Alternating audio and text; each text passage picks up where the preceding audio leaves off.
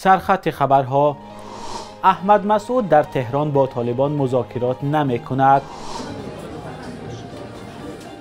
قطع پروازها میان الماتا و دوشنبه.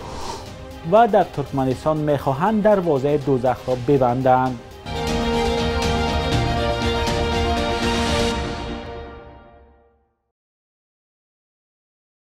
درود بیننده عزیز، خوشحالم که باز هم با خبرهای تازه در خدمت شما هستیم. امروز 10 ینور است.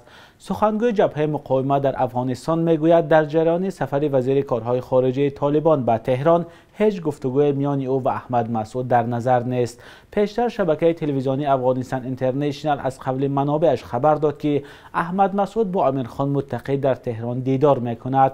برخی منابع هم نوشتند که احمد مسعود با امیرخان متقی در تهران ملاقات کرده است، ولی صبغت الله احمدی سخنگوی جبهه مقاومت در صفحه توییتریش نوشت قرار نیست که هیچ مذاکره میان آقای احمد مسعود رهبر جبهه مقاومت ملی و رهبر طالبان انجام شود. بنا به گزارش ها احمد مسعود حالا با خانواده‌اش در شهر مشهد تهران به سر میبرد.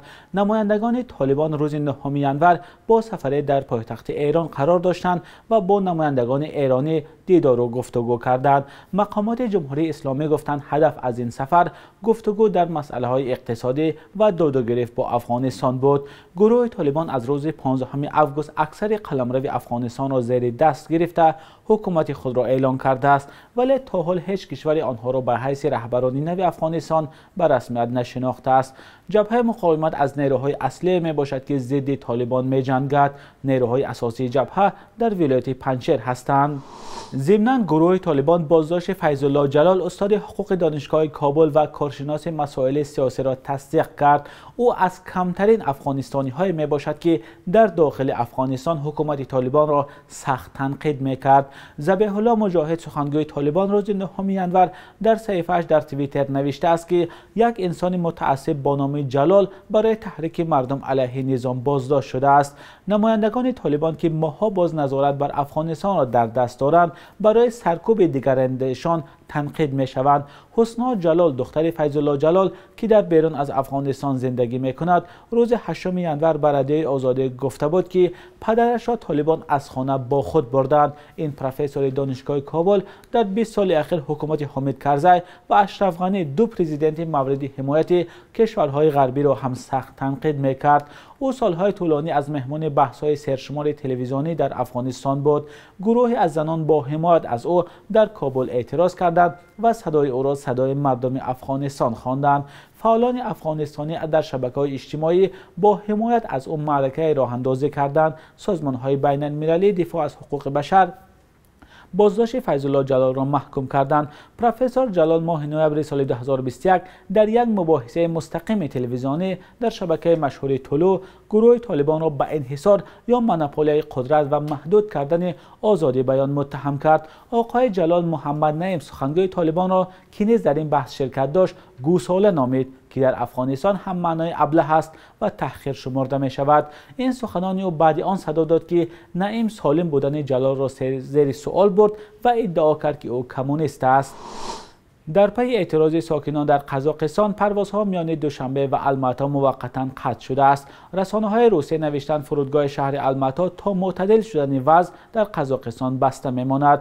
تابلو فرودگاه بین المللی دوشنبه هم نشان میدهد که پرواز به الماتا بیکار کرده شده است. فعلا دقیق نیست که پروازها به قزاقستان دوباره کی برقرار میشوند. تظاهراتی که با اعتراض به افزایش نرخ گاز مایع روز 2 ینور در غرب قزاقستان آغاز شد به ناآرامی‌های گسترده در این کشور سرشار از نفت و گاز آسیای مرکزی سبب گردید.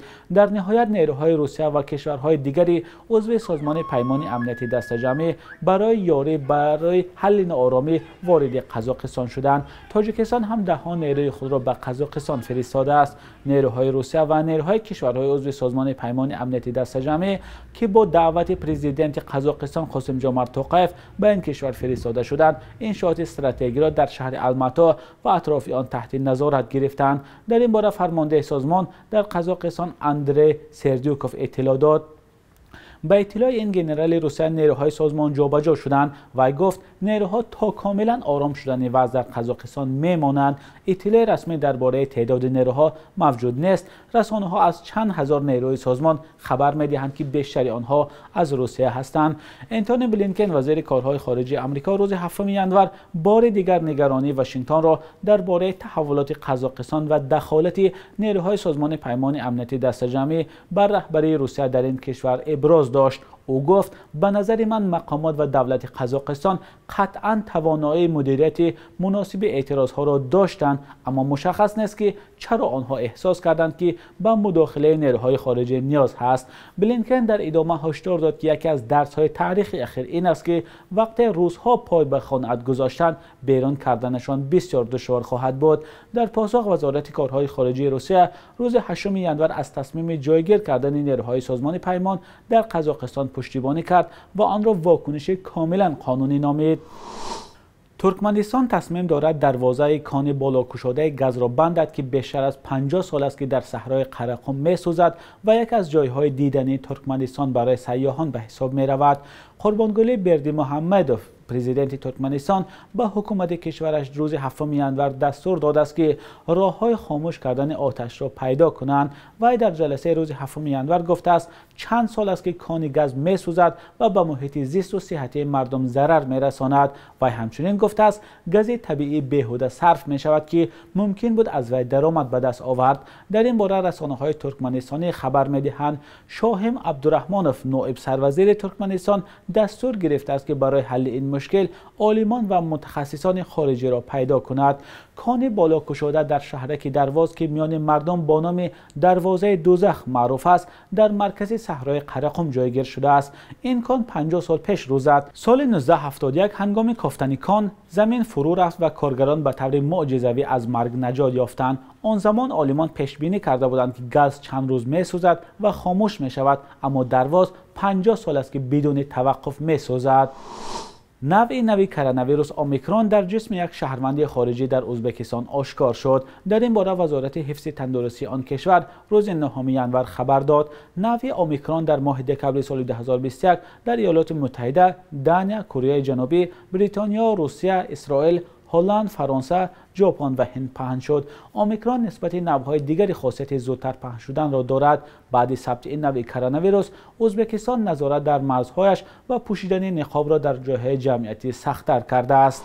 بخش یک روز تاریخ را همکارم خرامان بقازاده تقدیمتان می‌کند که مهمترین تحولات تاریخی در روز 10 ژانویه را فرا می‌گیرد.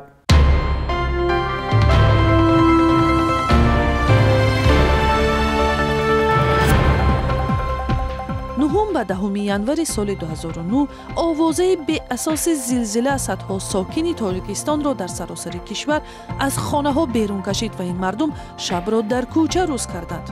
چون این وضع در دوشنبه، خوجند، خاروغ، رشت، کولاب و قرغانتپه مشاهده شد و مقامات هم بعداً از این حادثه اظهار نگرانی کردند. بسیاری ها شبانه با مواد نیاز اولیه و ضروری مثل سند و ذخیره خوراک و لباس و کورپه های گرم در کوچه ایستادند. این حادثه باعث آن شد که مقامات کمیته دولتی امنیت ملی تاجیکستان به تحقیق منبع آوازه ها و طرز دسته جمعانه بیرون برآوردن مردم پرداختند. 10 ژانویه سال 2007 اولین تلفن آیفون ساخته شرکت اپل معرفی شد. این دستگاه که در یک وقت همچون کامپیوتر، پلیر و تلفن استفاده میشد، هوشمند یا سمارت فون نام گرفت و انقلاب در فناوری‌های زمانوی برپا کرد. این تلفن‌ها که با نرخی نکمتر از $700 فروخته می شوند در تاجیکستان هرچند استفاده فراوان ندارند، ولی بر اساس برخی حساب‌ها برای کم بیش از 10% مردم در تاجیکستان دسترس هستند. 10 ژانویه سال 2009 جمعه‌بای نیازов سابق رئیس حزب دموکراتی تاجیکستان در سن 62 سالگی درگذشت. او یکی از بنیادگذاران حزب دموکراتی و حامی فعال آرمان‌های دموکراتی به حساب می‌رفت. نیازов به حیث عضو کمیسیون آشتی ملی در همه مذاکره‌های حکومت و مخالفان و آوردن آشتی و صلح به تاجیکستان فعالانه شرکت کرده است. قرب روبل روسی در برابر اسعار ملی سامانه کمی بلند شده، ارزش دلار باشد به تغییر مانده است. حالا در بانک‌های تاجیکستان 1000 روبل روسی را به 149 سومان و 30 درم عوض می‌کنند. 100 دلار آمریکایی باشد به 1130 سومان برابر است.